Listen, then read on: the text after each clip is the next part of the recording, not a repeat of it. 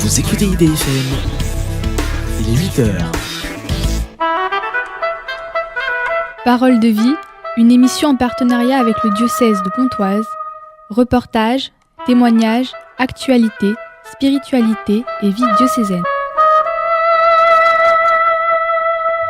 Chers auditeurs, chers amis, bonjour. Merci de vous joindre à nous ce dimanche matin pour une émission spéciale que je vais co-animer avec le frère Benjamin. Frère Benjamin qui se présentera un peu plus en détail et surtout qui nous expliquera l'objet de sa visite sur le plateau de Radio Anguin. Il a plein de choses à nous dire. Frère Benjamin, il est salésien, il vient de la paroisse d'Argenteuil. Et pour continuer dans notre tradition, dans notre émission catholique, on va commencer par les lectures du jour. C'est le 8e dimanche du temps ordinaire. Et frère Benjamin, peut-être qu'on peut commencer par le psaume pour introduire notre émission. Qu'est-ce que vous en pensez ? Oui, très bien. Voilà, oui, c'est beau. Je vous le... Vous l'avez, voilà. Voilà, tenez. Sinon, Donc, le psaume d'aujourd'hui, qui en même temps nous aidera à introduire notre émission, on va parler d'interculturalité et d'interreligiosité. Frère Benjamin, on vous laisse la parole pour les lectures du jour. Psaume 91. Il est bon, qu'il est bon de rendre grâce au Seigneur, de chanter pour ton nom, Dieu très haut, d'annoncer dès le matin ton amour, ta fidélité au long des nuits. Le juste grandira comme un palmier, il poussera comme un cèdre du Liban, planté dans les parvis du Seigneur, il grandira dans la maison de notre Dieu. Vieillissant, il fructifie encore, il garde sa sève et sa verdeur, pour annoncer « Le Seigneur est droit, pas de ruse en Dieu, mon rocher ». Voilà pour le psaume. Merci frère Benjamin pour cette lecture. Je vous laisse donc l'évangile du jour. Alors l'évangile de ce dimanche, c'est en Saint Luc, chapitre 6. En ce temps-là, Jésus disait à ses disciples en parabole : « Un aveugle peut-il guider un autre aveugle ? Ne vont-ils pas tomber tous les deux dans un trou ? Le disciple n'est pas au-dessus du maître, mais une fois bien formé, chacun sera comme son maître. Qu'as-tu à regarder la paille dans l'œil de ton frère alors que la poutre qui est dans ton œil à toi, tu ne la remarques pas ? Comment peux-tu dire à ton frère : Frère, laisse-moi enlever la paille qui est dans ton œil, alors que toi-même ne vois pas la poutre qui est dans le tien ? Hypocrite, enlève d'abord la poutre de ton œil, alors tu verras clair pour enlever la paille qui est dans l'œil de ton frère. Un bon arbre ne donne pas de fruits pourris. Jamais non plus un arbre qui pourrit ne donne de bons fruits. Chaque arbre, en effet, se reconnaît à son fruit. On ne cueille pas des figues sur des épines, on ne vendange pas non plus du raisin sur des ronces. L'homme bon tire le bien du trésor de son cœur qui est bon, et l'homme mauvais tire le mal de son cœur qui est mauvais. Car ce que dit la bouche, c'est ce qui déborde du cœur. Merci frère Benjamin pour ces paroles de vie.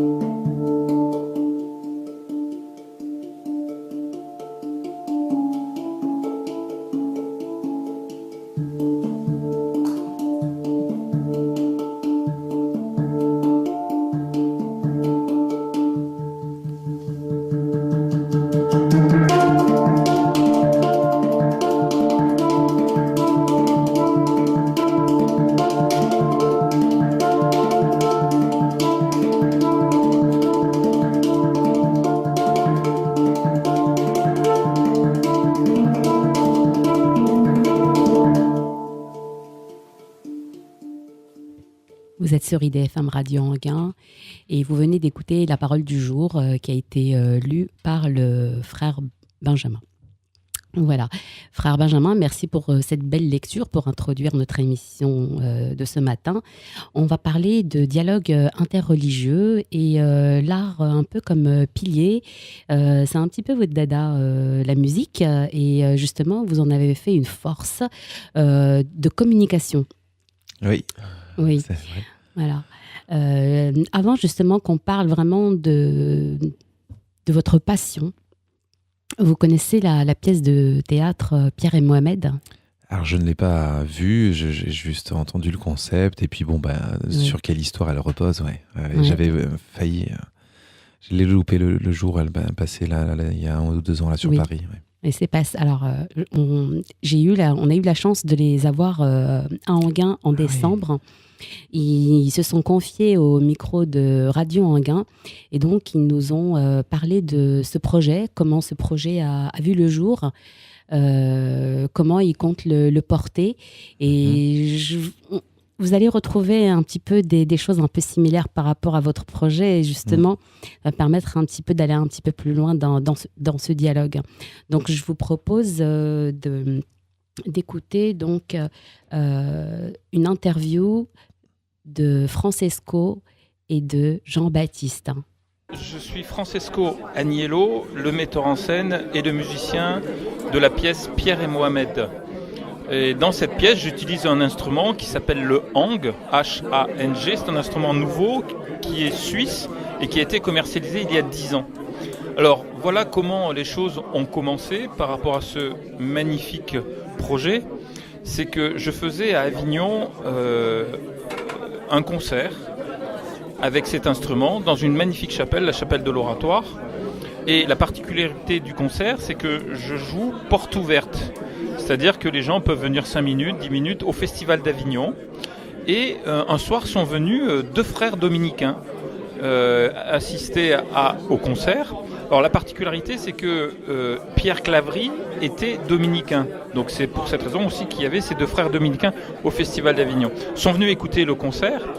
Et ce soir-là même, c'était plein, il y a eu un accordéoniste qui s'est mis à jouer à 30 mètres de la chapelle.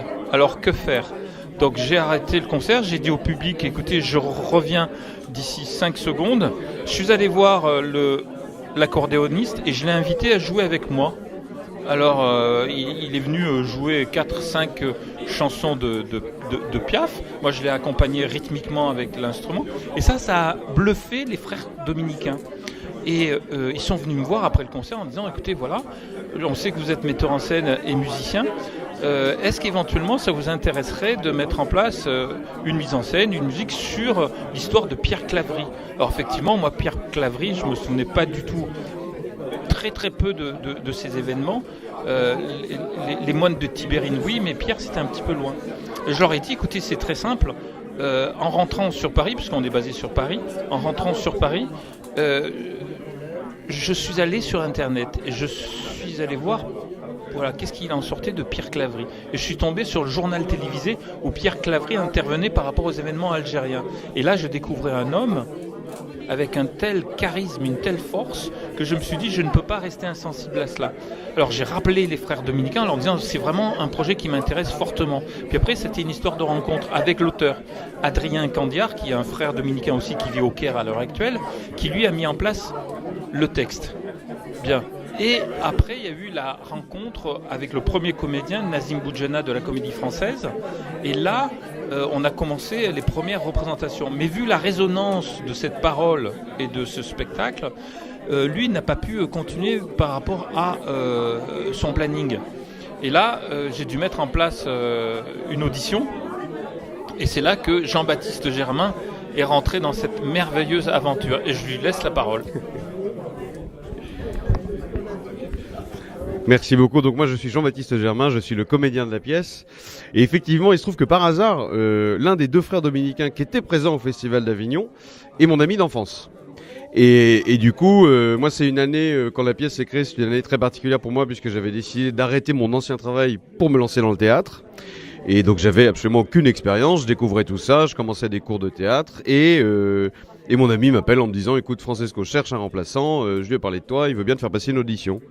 Et là je me suis dit qu'il était complètement fou puisque je me voyais pas jouer un monologue et encore moins remplacer quelqu'un de la Comédie Française.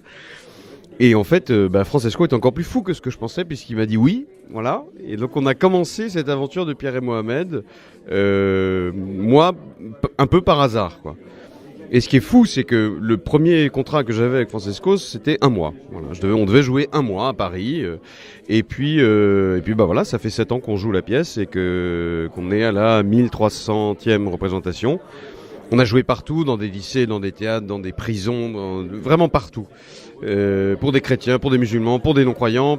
C'est une pièce qui dépasse vraiment le seul cadre de la foi ou de la religion qui touche un humanisme qui, à mon avis, est commun à chacun d'entre nous. Et c'est pour ça que cette parole-là, ces deux paroles-là, ces deux hommes-là, touchent vraiment chacune des personnes du public.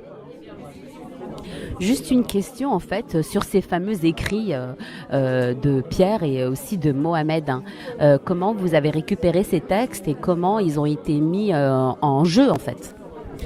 Alors, il se trouve que toute la partie de Pierre Claverie a été écrite par Pierre Claverie, puisque ce sont des extraits d'homélies, d'articles, de journaux, de sermons, qui ont été sélectionnés par un frère dominicain qui s'appelle le frère Adrien Candiard, et que ce même frère a eu connaissance de ce carnet que portait Mohamed sur lui. Il s'en est inspiré pour pouvoir écrire les parties de Mohamed en essayant de théâtraliser aussi un petit peu, c'est-à-dire d'expliquer la situation, d'expliquer l'Algérie des années noires, voilà. Et il a fait lui ce texte-là qui semble qui construit comme un dialogue, voilà, entre Pierre et Mohamed. Et puis au fur et à mesure, ce dialogue se rapproche vers quelque chose de partagé et de très intime. Et évidemment vers une mort inéluctable qu'on sent venir dans la pièce, mais qui n'est pas forcément le sujet de la pièce. Voilà. C'est plutôt la rencontre entre ces deux personnages. Sur la mise en scène. Oui, donc moi j'ai eu plaisir vraiment à découvrir cette pièce. J'avoue que en voyant le titre Pierre et Mohamed, c'est vrai qu'au départ on ne sait pas du tout où on va. Juste comme ça sur une affiche. Comment vous recrutez en fait? Comment vous communiquez? Comment vous arrivez à remplir les salles juste sur son nom-là? Parce qu'en effet, c'est un événement qui faisait partie du siècle dernier, si je peux dire, et qu'il y a des gens, en effet, ça leur parle peu, quoi. Alors, ce qui s'est passé, c'est qu'effectivement, au début, il y avait très très peu de monde. Mais après, il s'est mis en place quelque chose d'assez incroyable, c'est-à-dire le bouche à oreille. Alors par exemple, quand on a commencé les représentations à la crypte Saint-Sulpice à Paris, on a commencé en plus de cela à 12h30, le jeudi, vendredi, samedi, donc avec une heure assez ingrate entre guillemets. Mais moi j'y croyais beaucoup par rapport à cette heure. Et parce que je me suis dit, tiens, au Théâtre de la Ville, ils font aussi des manifestations à 12h30, pourquoi pas mettre en place là. Même le sacristain de Saint-Sulpice m'a dit, mais attends, cette heure-là, tu vas vraiment te ruiner, et en plus de ça, il va falloir que tu vendes des sandwichs merguez pour payer tes dettes. Bon, bref, ça c'était... Mais voilà, on a commencé avec 5 personnes, la semaine d'après, il y a eu 10 personnes, et puis au fur et à mesure, au bout d'un mois et demi, c'était plein. Et quand je dis c'était plein, c'est-à-dire qu'il y a des personnes qui prenaient leur billet à Marseille, prenaient le TGV, venaient voir le spectacle à 12h30 et repartaient. Il y a eu Marseille, Lille, Strasbourg et ainsi de suite. Et donc ça a été vraiment le bouche à oreille qui a mis les choses en place. Et ça continue. Petite confidence, juste avant j'ai discuté avec une femme de confession musulmane et elle nous disait que c'était la 3e fois qu'elle venait et là elle est venue avec son fils. Donc en effet je pense que quand on l'a vu et si après on voit que vous représentez à proximité, les gens reviennent, mais avec des invités, en disant je ne peux pas tout raconter. C'est vrai que moi là si on me demande de raconter, c'est un ressenti. Et je pense que c'est en fonction de son histoire personnelle, par rapport déjà peut-être à sa foi, où on en est, et aussi par rapport aux rencontres. Est-ce que voilà, ça, c'est un peu à double jeu, c'est-à-dire c'est ce que Jean-Baptiste peut-être finalement ce rôle avec un double rôle, un double jeu. C'est aussi ça parle à soi-même et bon, c'est pas dichotomique. du tout. C'est au contraire, ça parle à un moi et un surmoi en quelque sorte. Et je trouve que c'est intéressant parce que aujourd'hui, dans la France d'aujourd'hui, on a des gens qui peuvent s'appeler Mohamed et qui ne sont pas forcément musulmans. Et on peut rencontrer des Pierres qui ne sont pas forcément chrétiens. Donc je trouve que c'est très intéressant. C'est autant d'actualité aujourd'hui que d'aborder un sujet, mais oui, sans de parti pris, comme disaient aussi Jamel et Hamid, qui sont les représentants de la confession musulmane aujourd'hui, et d'ailleurs qu'on va interviewer tout à l'heure. Dites-moi là, en effet, par rapport à ce double jeu, à quoi ça vous renvoie, vous, à votre histoire personnelle peut-être, parce que vous êtes jeune, hein, les gens ne vous voient pas. Vous avez quel âge, Jean-Baptiste ? J'ai 35 ans. Vous êtes de quelle confession, sans indiscrétion ? Alors moi je suis catholique, mais je l'ai pas toujours été. Enfin, j'ai le parcours classique du catholique, c'est-à-dire que j'ai des parents croyants, donc j'allais à la messe avec eux quand j'étais petit. Puis une fois que je suis devenu étudiant, j'ai tout arrêté. Et puis c'est en jouant la pièce en fait que je suis revenu à ma foi. Je me suis posé des questions parce que effectivement, là où ça m'a touché moi, c'était de me dire comment ces deux hommes-là, au profil si différent, ont pu vivre quelque chose d'aussi fort dans un moment terrible, la guerre civile algérienne. Alors que toi, tu es en 2012 en France et tu vis pas grand-chose. Donc c'est qu'a priori, tu passes à côté de quelque chose. Il y a quelque chose qui va pas. Et donc au fur et à mesure, je suis revenu à la foi, je suis revenu à tout ça. Et c'est vrai que moi, ça m'impressionne toujours de voir la façon dont ça peut toucher le public de façon intime. On sent qu'il se passe quelque chose et qu'il y a cette envie de vouloir transmettre cette vérité-là. Il y a cette envie-là. Et pour nous, comédiens, c'est quand même extraordinaire parce que c'est la meilleure récompense qu'on puisse avoir. Finalement, c'est que cette parole-là, qui est celle de Pierre et celle de Mohamed, ne nous appartient pas, on la transmet, on la passe, et que le public se l'approprie, et ensuite devient lui-même passeur de cette parole. Ça, c'est merveilleux. Il y a aussi un va-et-vient dans la pièce, en effet, à travers ce prêtre qui connaissait déjà le pays. Et c'est un peu le retour de l'enfant prodige, je ne sais pas si on peut dire ça comme ça. En fait, il a eu cette richesse, il a eu une culture et il revient après pour redéposer un peu et un peu faire son mea culpa aussi, de dire je suis peut-être passé à côté de quelque chose. C'est un peu nous tous finalement, un peu les enfants gâtés, je sais pas, dites-moi Francesco Agnello. Ah oui, mais c'est comment dirais-je, ce qui est, quand je vous dis que la première fois que je l'ai entendu et que je l'ai vu, je me suis dit, c'est quelqu'un qui a une telle force, mais cette force-là vient par rapport à son vécu. On peut intellectualiser certaines choses, mais là, c'était vraiment son vécu qui déterminait ses paroles. C'est-à-dire qu'il a vécu sur le terrain des choses incroyables par rapport à ses dires. Et donc, l'écoute de l'autre, être avec l'autre, et en même temps, ce qui est fabuleux, c'est de voir des personnes de cet ordre-là, encore une fois, aller jusqu'au bout. Au bout de sa foi, au bout de l'engagement, en fin de compte, moi, je vous remercie beaucoup pour cette interview, Jean-Baptiste et Francesco. Vous pouvez peut-être, nous inviter quand même à votre prochain spectacle. Dites-nous en 2 mots. Alors, effectivement, on a parlé de Pierre Claverie, mais il y a aussi des personnages assez incroyables aussi. Charles de Foucauld, frère universel, qui, à l'heure actuelle, on le donne jusqu'à fin juin à 12h30, tous les mercredis à 12h30 jusqu'au 26 juin à Chapelle des Catéchistes, dans l'église de Saint-Augustin à Paris. Et aussi, pour ceux qui sont intéressés pour la musique, nous avons tous les vendredis de 19h à 20h au Forum 104, qui se trouve au 104 rue de Vaugirard à Paris, un concert de hang avec cet instrument particulier et qui touche, pour moi, je dis toujours, qui touche le sensible. Donc ça, c'est nos actualités. Jean-Baptiste, la prochaine de Pierre et Mohamed, ça sera où ? Alors la prochaine de Pierre et Mohamed, c'est très particulier puisque ce sera samedi prochain, le 8 décembre, à Oran, à l'occasion de la béatification de Pierre Claverie et des 18 compagnons et compagnes de Pierre Claverie qui sont morts assassinés en Algérie. Et ce qui est beau, c'est que l'évêque d'Alger voulait que ça se fasse à Oran, auprès du peuple algérien, pour partager cette histoire-là avec le peuple algérien. Et donc on a eu l'immense honneur d'être invité pour pouvoir jouer là-bas à ce moment-là, pour rendre hommage de façon un peu différente à tous ces gens qui ont souffert de cette période-là. Voilà. Merci beaucoup. Je vous laisse conclure, Francesco Agnello.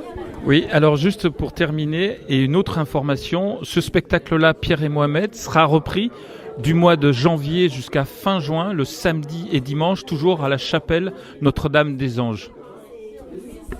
Alléluia. Merci beaucoup. Merci. Oh, c'est super.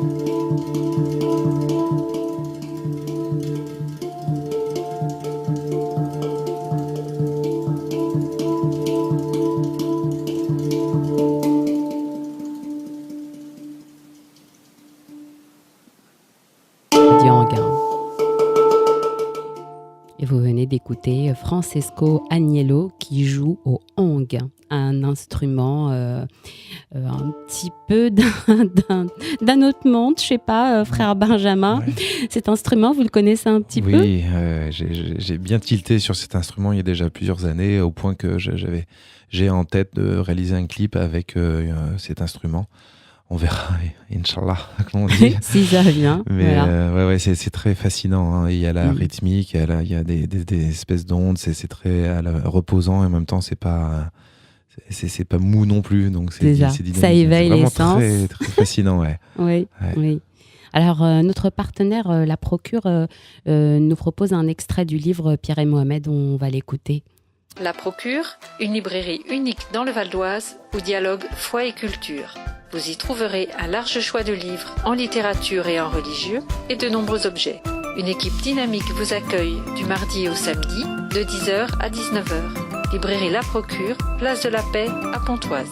Je suis très heureuse de vous présenter un livre qu'on attendait depuis longtemps en fait, Pierre et Mohamed d'Adrien Candiard, publié à la fois chez Talendier et aux éditions du Cerf également. C'est un très beau texte qui a servi de base en fait à la très belle pièce Pierre et Mohamed, qui a connu un très grand succès, un beau retentissement. Pierre et Mohamed, eh bien, de quoi s'agit-il ? Il s'agit tout simplement de la très belle amitié qui a lié Pierre Claverie, évêque d'Oran, assassiné en août 1996, avec Mohamed, son chauffeur. Tous les deux ont eu une formidable aventure, ont vécu une formidable aventure spirituelle et humaine. Ils ont été très amis avant de mourir ensemble sous une bombe en août 1996. C'est un très beau texte qui met en exergue à la fois l'aspect spirituel des deux hommes, la fraternité et l'amour indicible qui les reliait aussi, l'amour de leur pays, l'Algérie. C'est donc Pierre et Mohamed d'Adrien Candiard, ce dominicain au très vif succès, magnifique auteur qui publie chez Talendier et au Cerf une très belle pièce et un très beau texte sur Pierre Claverie et Mohamed.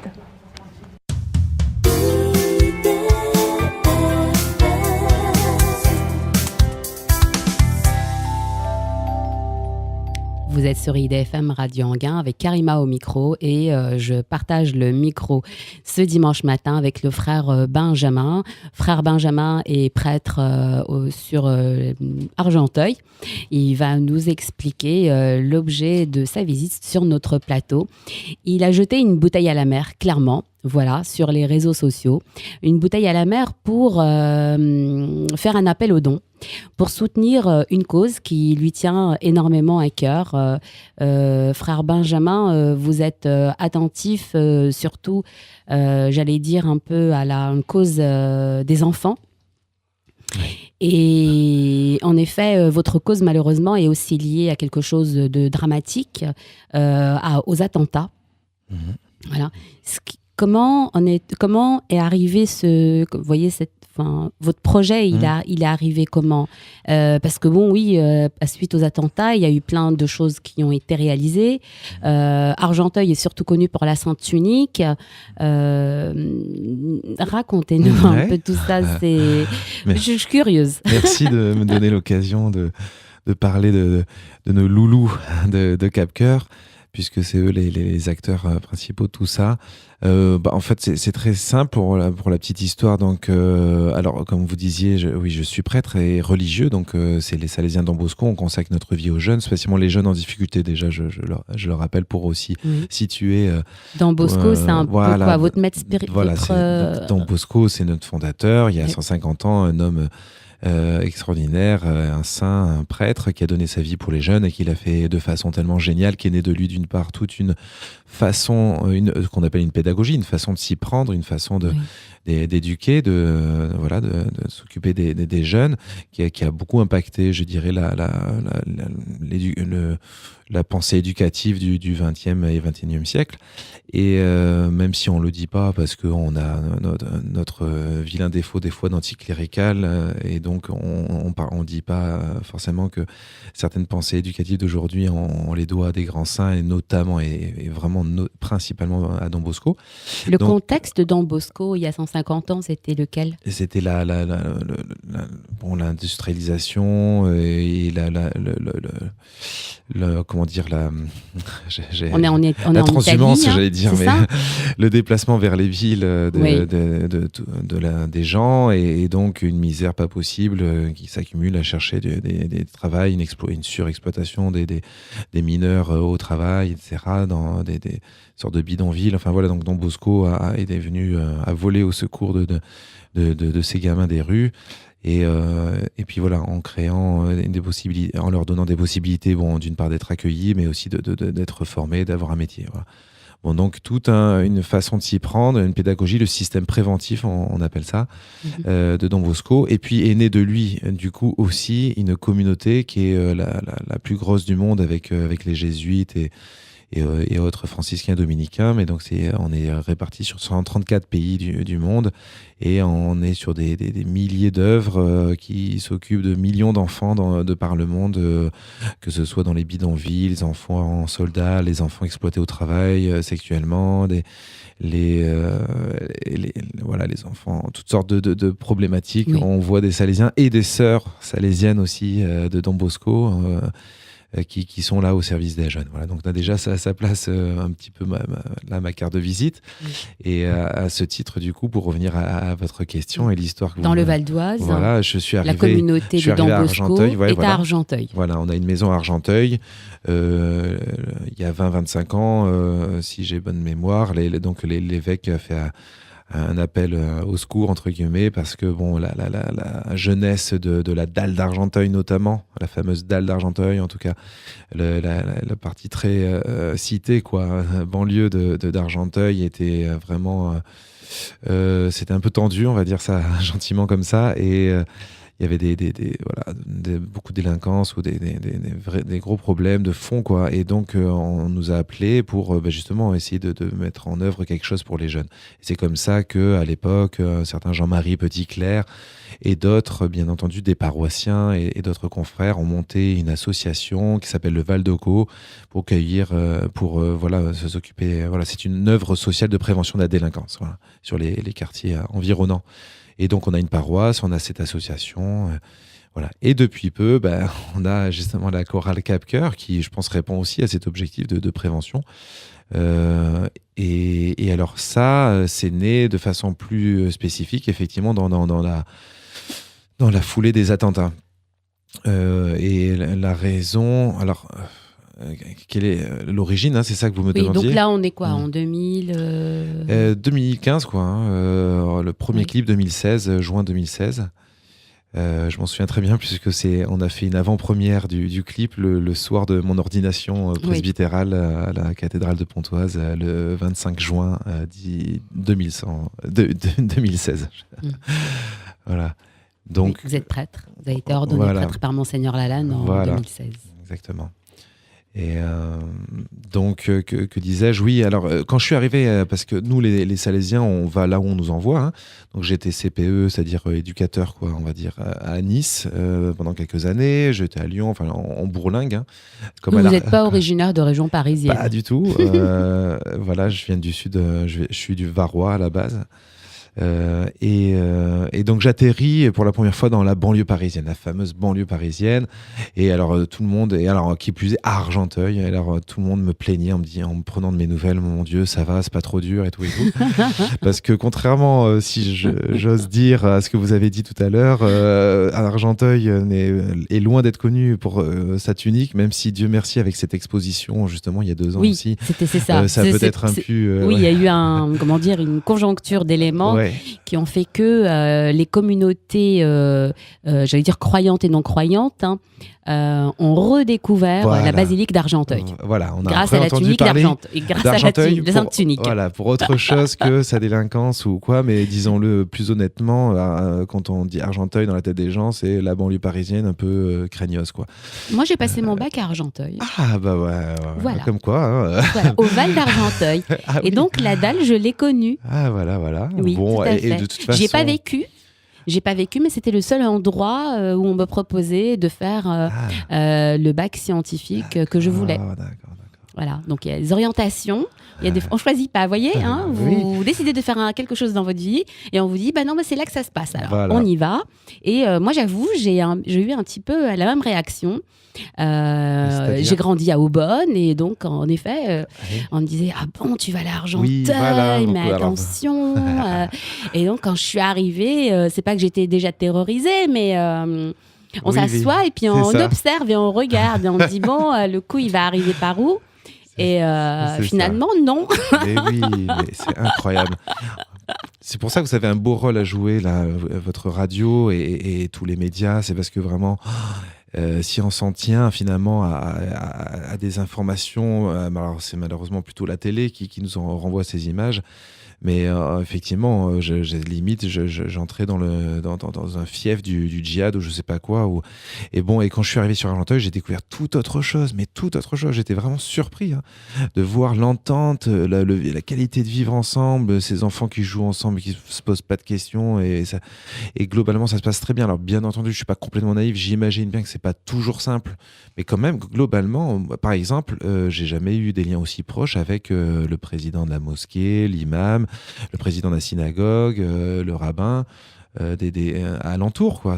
Oui, les gens sont ouverts au dialogue. Ça m'a émerveillé. Les gens cohabitent, réellement. Donc alors, oui, frère Benjamin, moi j'ai été sensible à votre projet parce que je pense que comme l'histoire de Pierre et Mohamed, finalement, qui aurait pu juste être un événement dramatique, donc un attentat qui divise une communauté, un peuple, des amis qui divisent énormément. Finalement, comment on arrive à en faire une force. Voilà, c'est ça. Exact. C'est essayer de voir les choses différemment. Ouais. C'est ça. Alors ça, je dis souvent dans mes homélies ou en dehors de cela, mais que Dieu est un revanchard, mais au sens humoristique, bien sûr, dans le sens que il sait. Avec sa grâce, on peut tirer un bien d'un mal, quoi. Ça, on fait pousser un parterre de fleurs sur un tas de fumier. Et c'est vraiment ça que je vois dans cette aventure Pierre et Mohamed, ou encore dans Cap Cœur, c'est-à-dire que voilà, on est choqué, il s'est passé quelque chose de horrible, inadmissible, démentiellement violent à travers ces attentats, et on se dit, on prépare une riposte. C'est ça qu'on s'est dit avec des enfants. Vraiment au sens propre, on s'est dit, c'est pas possible, faut pas qu'on entende que ça, quoi. On réagit. L'entente existe, quoi. C'est pas comme si on devait la créer facticement. L'entente existe. On vit ensemble déjà, on fait des choses, on joue ensemble. Alors maintenant, proposons un projet et on essaiera vraiment d'entrer dans les médias pour montrer au monde une autre façon de vivre les choses, quoi. Voilà, c'est-à-dire une façon, souvent ça aide de voir les choses. C'est pour ça qu'on a tout de suite commencé par faire des clips, de voir ces enfants qui chantent ensemble, qui ont l'air de s'entendre, mais c'est pas du tout, encore une fois, factice. C'est une réalité. C'est d'abord ça qu'on vit, cette fraternité entre nous. Et du coup, de le montrer sur les écrans, ça permet aux gens et j'ai eu beaucoup de témoignages en chance qui disent ah mais en fait c'est ça, quoi. Ouais. Comme si des gens se disaient mais en fait c'est ça qu'on doit vivre là. Mais voilà, mais c'est ça qu'on doit vivre, évidemment. Voilà. Oui. On va les écouter, les enfants, du coup. Les enfants de la miséricorde. Très bonne idée.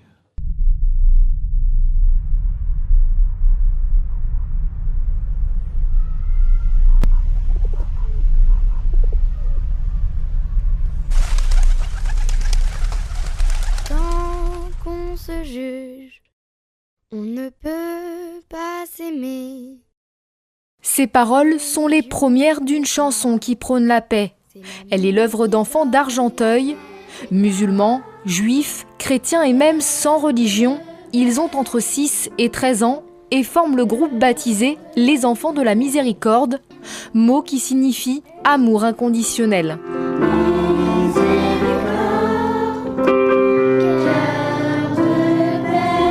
C'est le frère Benjamin, prêtre et éducateur argenteuilais, qui a eu l'idée de les réunir au lendemain des attentats du 13 novembre qui ont frappé Paris et Saint-Denis. Pour moi, c'est une forme de riposte, en fait. Ces enfants, c'est des terroristes, quoi. C'est-à-dire ils prônent aussi une radicalité, parce que l'amour inconditionnel, c'est-à-dire apprendre à accueillir l'autre tel qu'il est. Dieu sait que c'est pas facile, il suffit de regarder chez soi, au travail, même à l'école, etc. Et donc ça, c'est radical, et moi je préfère proposer cette radicalité-là que le radicalisme qu'on connaît et qui conduisent à ce qu'on connaît. Au-delà de leurs croyances, le frère Benjamin a voulu aussi rassembler des enfants d'origines sociales différentes, issus des quartiers populaires ou résidentiels. Emballés par le projet, les graines de chanteurs ont largement participé à l'écriture de la chanson. Rapidement, ils enregistrent le texte dans un studio professionnel et tournent un clip l'été dernier.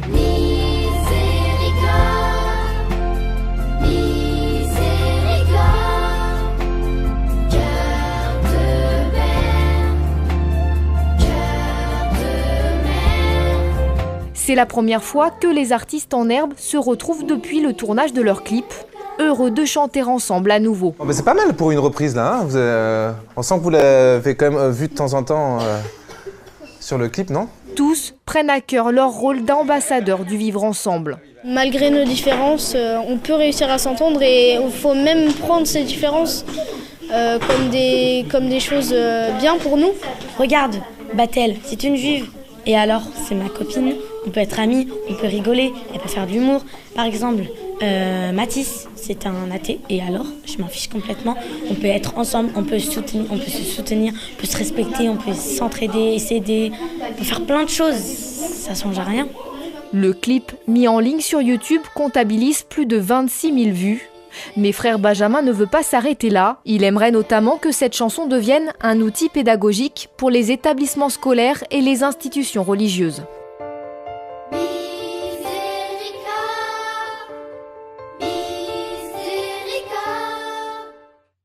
L'art comme expression universelle pour communiquer.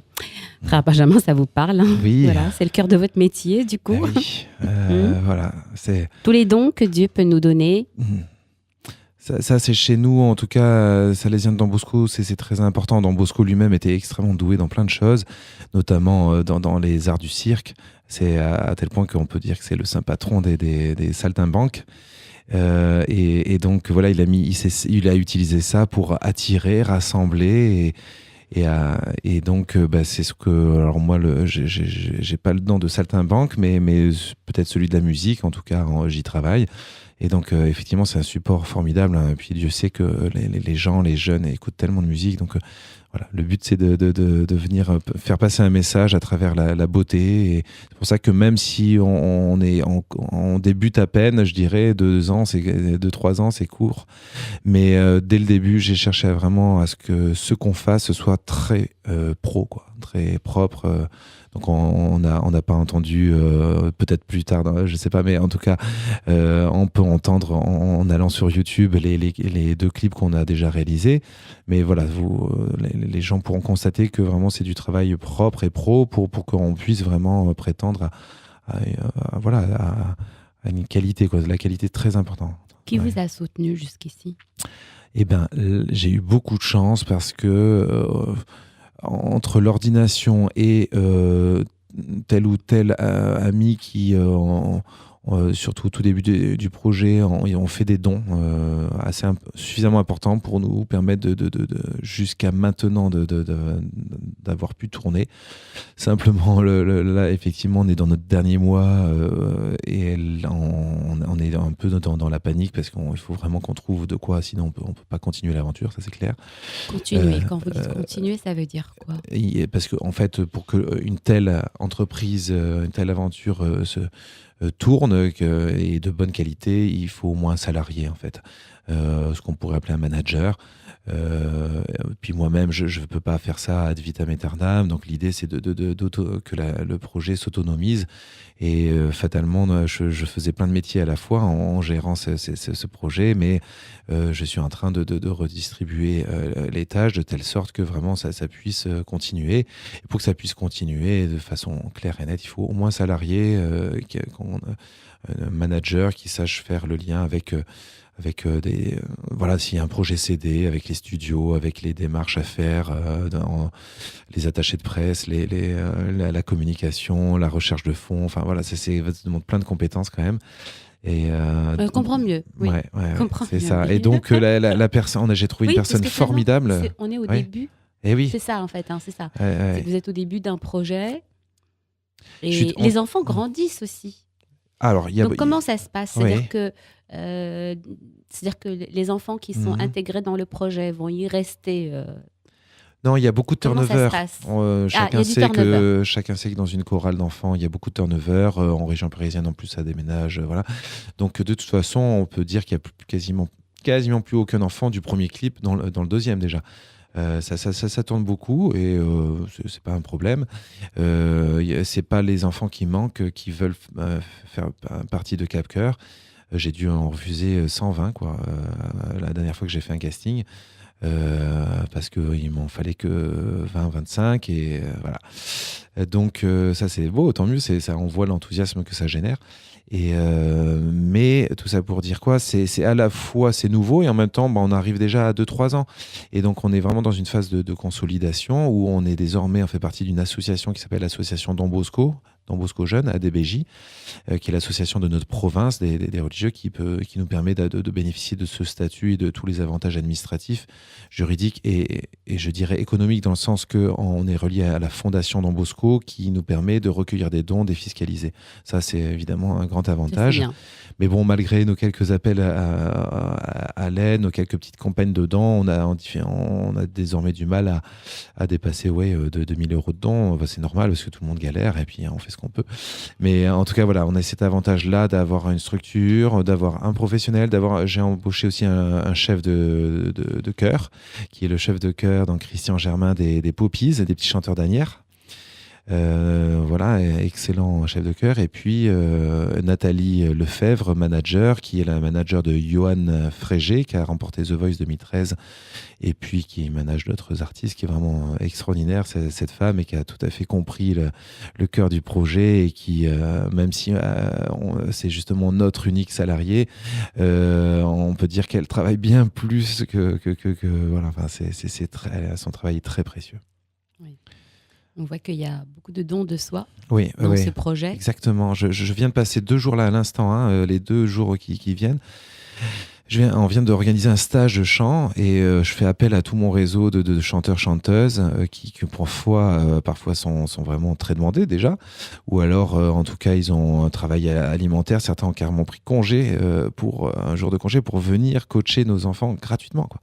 Dans 2 jours, plus d'une dizaine de coachs pour faire quasiment d'individuel au moment où on veut au moins leur donner un petit dédommagement, même si on ne peut pas prétendre à ce que ce soit un salaire,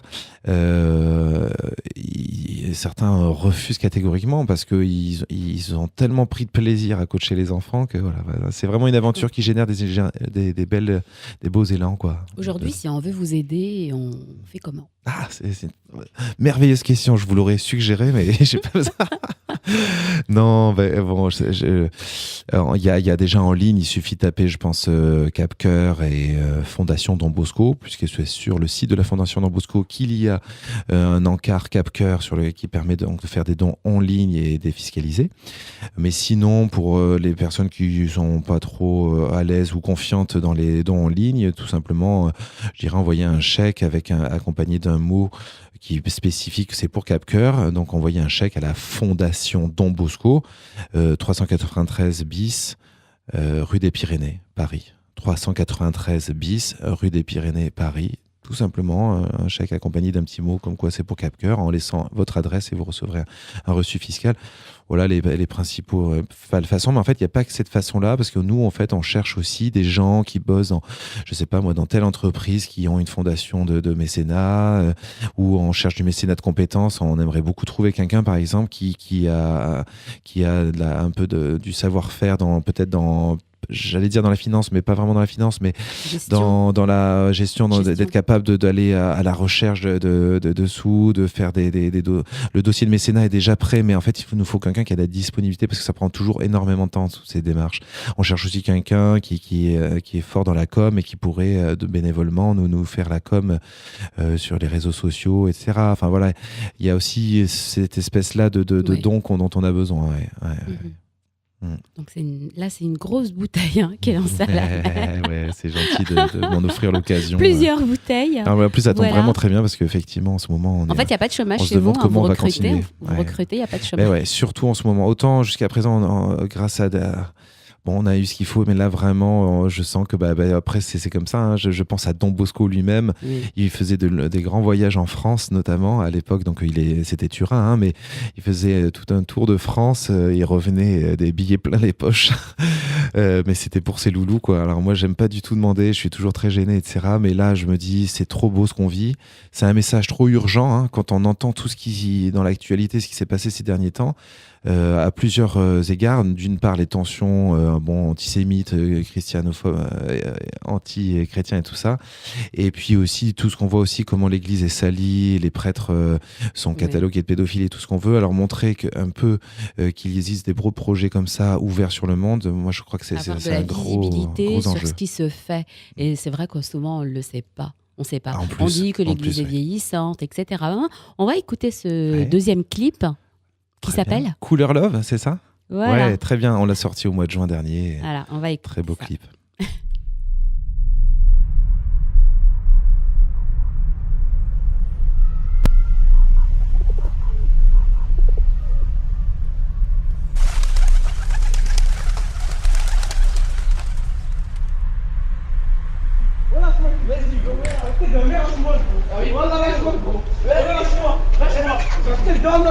Alors là, c'est difficile à entendre parce que ça doit se voir. C'est un conflit entre deux adolescents dans la cité.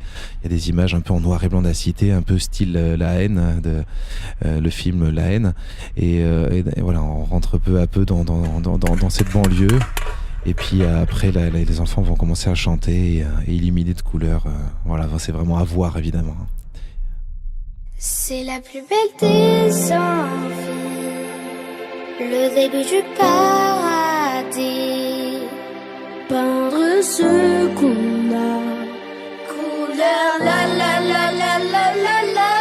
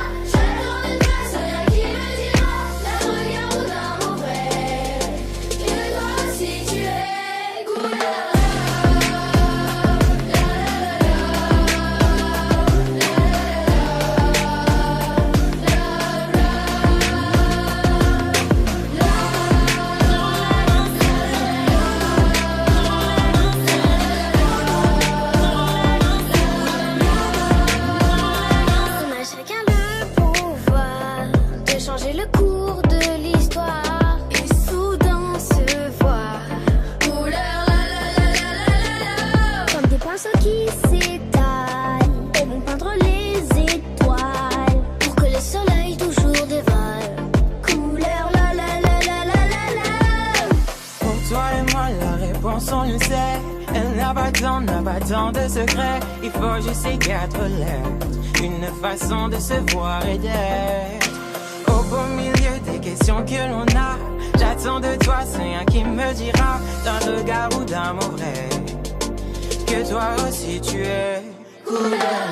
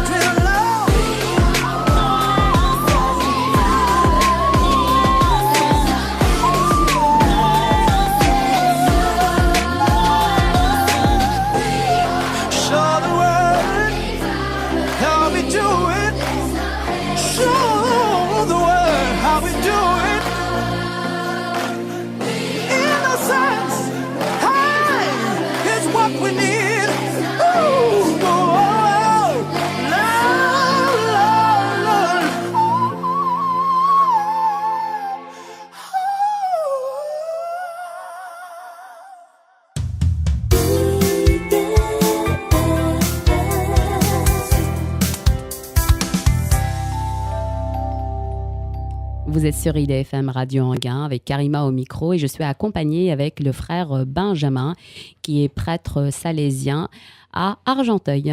Frère Benjamin, il est venu nous parler de son projet Cap-Cœur. Projet Cap-Cœur qui est en totale adéquation avec notre évangile de ce matin. Voilà. Ce que dit la bouche, c'est ce qui déborde du cœur. Luc 6, 39-45. Magnifique cet évangile de ce dimanche matin qu'on a partagé avec nos auditeurs en introduction.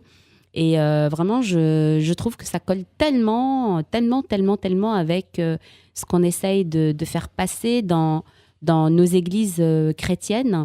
Et ce qui m'interroge davantage, frère Benjamin, c'est ce que vous vivez au quotidien avec ces enfants qui sont de cultures différentes, de confessions différentes.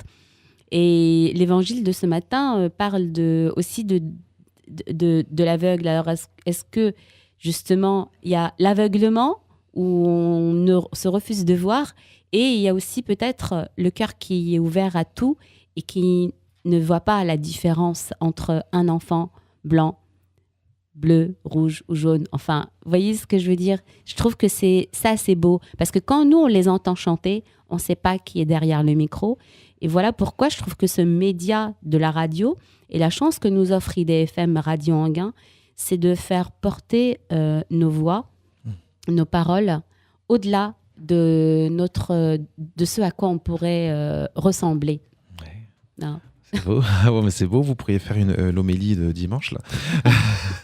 On est dimanche. Oui, voilà, c'est ça. Mais merci du coup de me tendre la perche, parce que je crois, alors pour l'évangile du jour, je me suis pas amusé à faire un lien hypertexte entre la question de l'aveugle et notre propre projet. Mais ce qui est sûr, c'est que j'ai passé beaucoup de temps à expliquer aux enfants, et régulièrement je le fais, l'importance de l'amour inconditionnel. C'est vrai que dans le premier clip s'appelle Les enfants de la miséricorde, et c'était l'année jubilaire de la miséricorde. Et miséricorde en Ar-Rahman en hébreu et même en arabe, on le dit pareil à une prononciation près. Et ça désigne le sein maternel, les entrailles d'une mère, et par là même on pourrait entendre que ça désigne l'amour inconditionnel d'une mère pour son enfant. Et on n'a pas trouvé de mot plus sublime pour désigner l'amour de Dieu.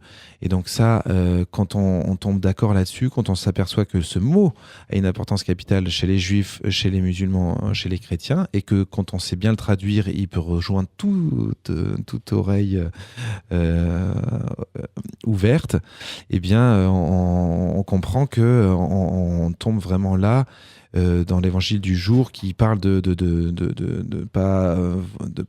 d'arrêter de juger son prochain, de vouloir lui ôter sa paille alors que soi-même on a peut-être une poutre. Et ça, il y a une espèce d'humilité, d'acceptation de l'autre tel qu'il est, sans vouloir à tout prix le changer. Ça, c'est vraiment une école évangélique, même si ça porte pas forcément son nom, et je demande pas à mes enfants musulmans de devenir catholiques, mais en tout cas, lorsqu'ils essaient de rentrer dans ce sillon de l'amour inconditionnel, Dieu sait que, à mon avis, ils sont plus proches du ciel que peut-être tel ou tel catholique qui juge ou condamne, enferme son prochain. Merci, frère Benjamin, pour ces belles paroles. Pour vous retrouver, vous êtes à Argenteuil. Oui. Exactement, dans quelle église ? Alors oui, il y a 5-6 églises là sur Argenteuil. Donc c'est la paroisse Saint-Jean-Marie-Vianney, paroisse des Coteaux, les Coteaux. Voilà, il y a la Dalle, il y a un quartier plus résidentiel, les Coteaux, et puis Champagne. Et, si vous voulez écrire au frère Benjamin, écrivez au diocèse d'Argenteuil, le courrier lui arrivera. Voilà. Et sinon, par les réseaux sociaux, facilement, frère Benjamin musique sur Facebook, sur Instagram. Vous tapez Cap-Cœur, vous tombez, vous tombez dessus. Merci beaucoup pour nous avoir accompagnés ce matin, pour avoir partagé votre passion. Nous serons heureux de vous retrouver prochainement sur les ondes d'IDFM Radio Anguin. C'était Karima au micro, et j'ai oublié de remercier Philippe qui a fait notre technique. Et nous avons aussi de stagiaires, Maïr et Adriane, qui se forment à la technique pour vous proposer de très très très belles émissions prochaines. Très bon dimanche à tous et à toutes. Merci. Parole de vie, une émission en partenariat avec le diocèse de Pontoise. Reportages, témoignages, actualités, spiritualité et vie diocésaine.